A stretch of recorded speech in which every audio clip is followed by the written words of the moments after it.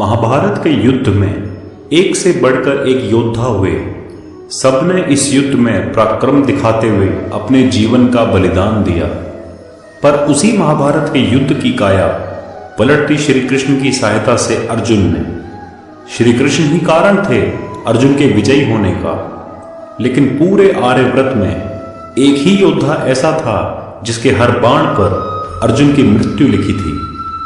एकमात्र ऐसा योद्धा जो अर्जुन के बाणों को टक्कर दे सकता था, जिसे कभी फर्क नहीं पड़ा कि अर्जुन के साथ स्वयं श्री कृष्ण हैं। और वह योद्धा भगवान सूर्यदेव के पुत्र कवचधारी महारथी कर्ण थे। महारथी कर्ण में वो गुण थे जो उन्हें औरों से भिन्न करते थे। जीना है तो कर्ण की तरह जियो, जिसका साथ दो खुले आम दो, विरोधी कहलाओगे गद्दार नहीं। वफादारी, मित्रता जैसे शब्दों का सही अर्थ कर्ण ने ही समझाया है।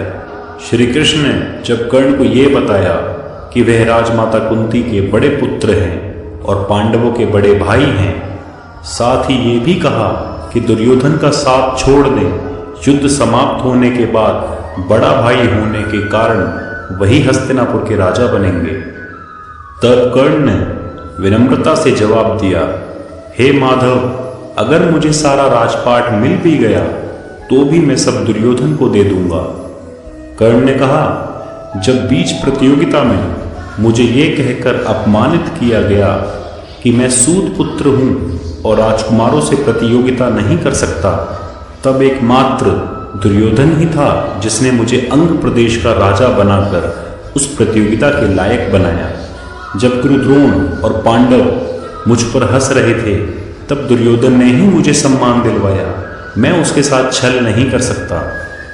दृढ़ निश्चय ऐसा हो जो सूत पुत्र से महारथी कर्ण बना दे। जब कर्ण गुरु द्रोण के पास शिक्षा प्राप्त करने पहुंचे तो गुरु द्रोण ने यह कहकर उनका अपमान किया कि कर्ण एक सूत पुत्र है और गुरु द्रोण सिर्फ राजकुमारों को शिक्षा देते हैं। गुरु द्रोण के इस अपमान के बाद कर्ण ने दृढ़ निश्चय किया कि वह गुरु द्रोण के भी गुरु भगवान परशुराम से शिक्षा प्राप्त करेंगे।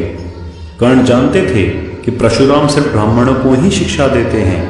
परिणाम की चिंता ना करते हुए वह ब्राह्मण वेश में शिक्षा ग्रहण करने पहुंचे, क्योंकि दृढ़ निश्चय असंभव को संभव में बदल देता है। संसार में दानवीर शब्द पर अगर किसी योद्धा का सबसे अधिक अधिकार है तो वो है सूर्यपुत्र महारथी कर्ण। महारथी कर्ण ने स्नान के बाद जो भी उनसे कुछ मांगा जाता था, उन्होंने कभी किसी को खाली हाथ नहीं लौटाया।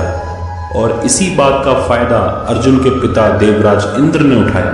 अपने पुत्र की पराजय के डर से वह कर्ण के स्नान करने के बाद उनके सामने ब्राह्मण वेश धारण करके गए। इंद्र ने दान में कर्ण के दिव्य कवच और कुंडल मांग लिए, जो जन्म से उनके शरीर में जड़े हुए थे। कर्ण इंद्र की चाल समझ गए, पर दानवीर होने के कारण अपने कवच कुंडल इंद्र को दान में दे दिए। इंद्र जानते थे जब तक कर्ण के साथ उसके कवच और कुंडल हैं, कर्ण को स्वयं देवता भी पराजित नहीं कर सकते। जब कर्ण मृत्युशैया पर थे, तब भी श्री कृष्ण ने उनकी परीक्षा ली और वेश बदल कर आए और दान में स्वर्ण की बनी चीज मांगी। कर्ण ने अपने सोने के 2 दांत उखाड़कर दान में दे दिए। संसार में महारथी कर्ण जैसा दानवीर ना हुआ है और ना होगा। महारथी कर्ण के सब गुणों में से सबसे अहम गुण था सहन शक्ति। महारथी कर्ण के साथ जीवन के हर कदम पर अन्याय हुआ। जब वह पैदा हुए तो लोकलाज के डर से उनकी माता कुंती ने उन्हें गंगा के प्रवाह में छोड़ दिया और उनका त्याग कर दिया।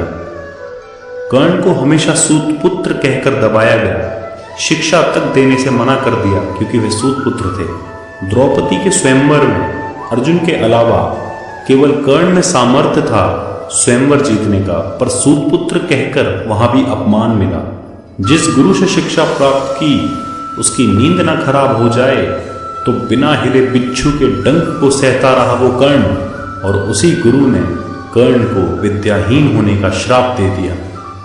जिस विद्या के लिए जीवन भर संघर्ष किया, उसी विद्या ने जरूरत पड़ने पर साथ छोड़ दिया, क्योंकि भगवान परशुराम जो कि उनके गुरु थे, उन्होंने कर्ण को श्राप दिया था।